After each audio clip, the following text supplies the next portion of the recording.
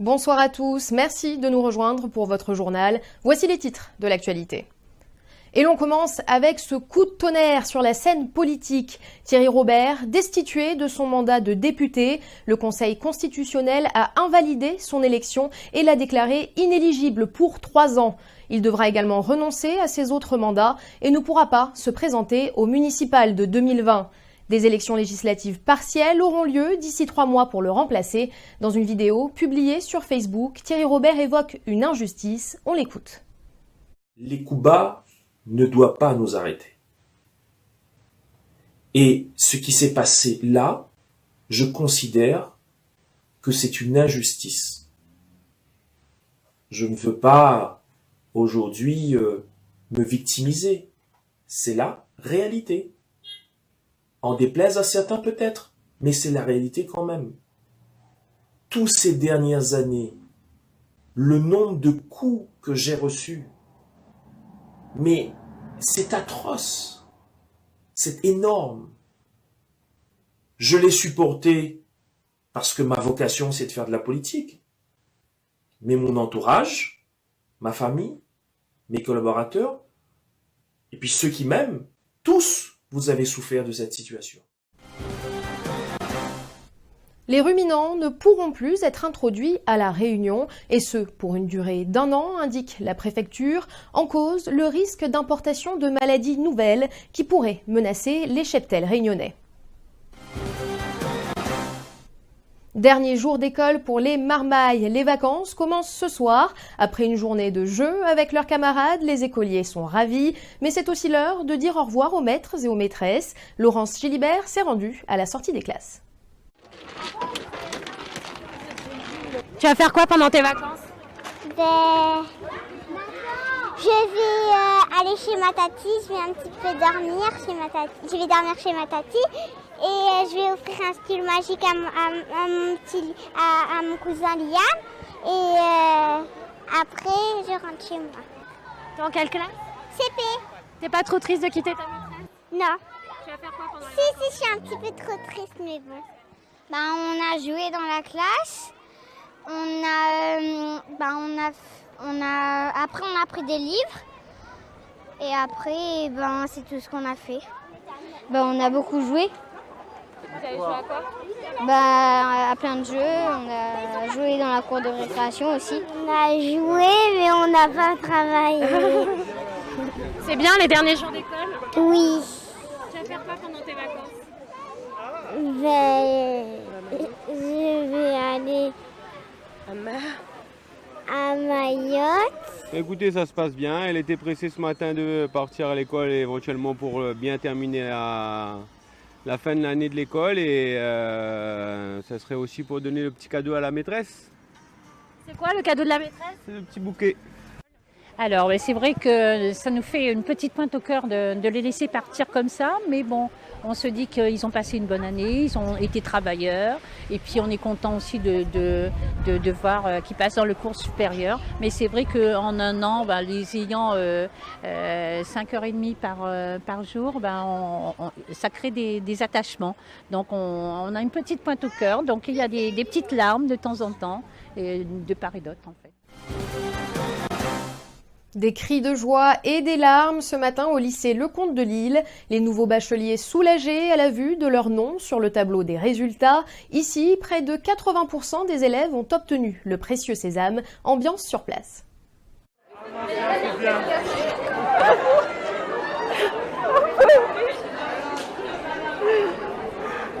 Alors, vous êtes fiers de votre fils, madame? Oui, très fier Qu'est-ce qu'il vous a annoncé? qu'il avait eu son bac. Avec quoi, Emric? Emric parle de bac. Assez bien, Mention assez bien. Un stress qui redescend. Oui. Alors,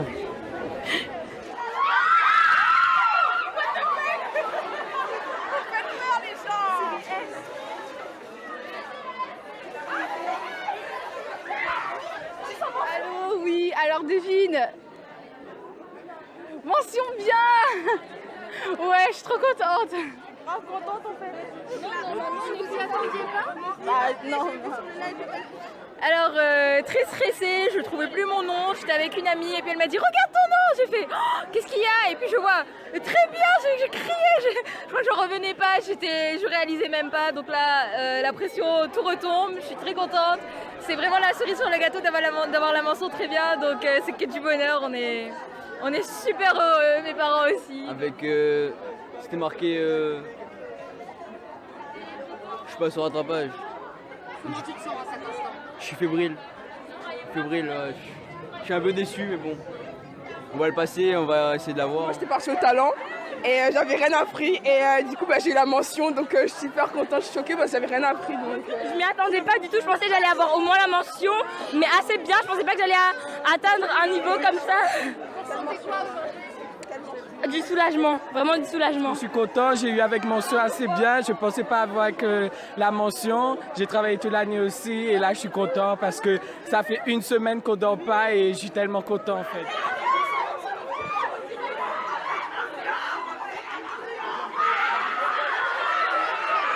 Bah écoutez, à l'heure d'aujourd'hui, nous avons 313 élèves qui sont admis, avec des taux évidemment différents en fonction des séries.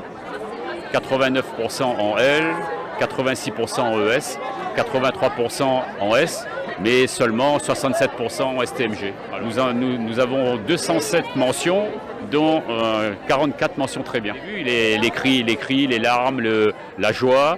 C'est toujours particulier, on l'a tous vécu, hein, le jour des résultats du bac, ça reste un jour important dans la vie de chacun.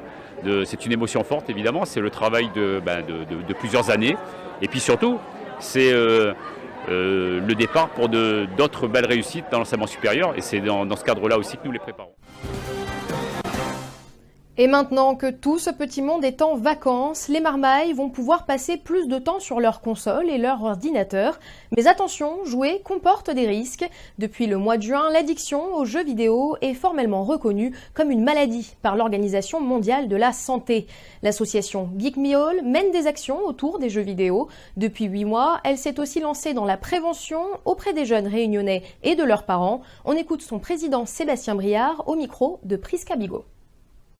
Quand l'enfant commence peut-être à être fatigué, moins manger, rester très longtemps sur les écrans, il faudra peut-être commencer à limiter et lui expliquer, voilà, et puis pourquoi pas venir nous en parler, et puis bien sûr aller voir les services hospitaliers qui sont maintenant là aussi pour écouter les parents qui sont dans le besoin.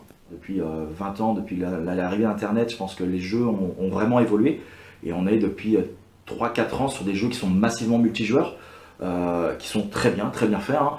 Mais je pense que pour des enfants, c'est pas forcément adapté, ça je le dis clair et net, et pour par exemple des jeunes adultes qui sont peut-être en difficulté ou un petit peu plus sensibles, ça peut être dangereux quand c'est vraiment utilisé à outrance.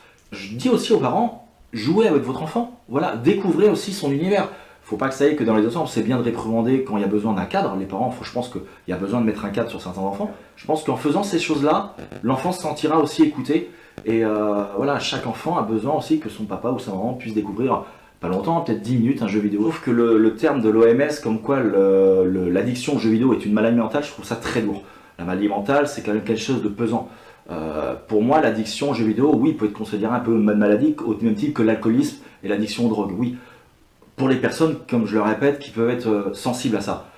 Toutes les personnes qui jouent aux jeux vidéo ne sont pas forcément des personnes qui sont malades, heureusement.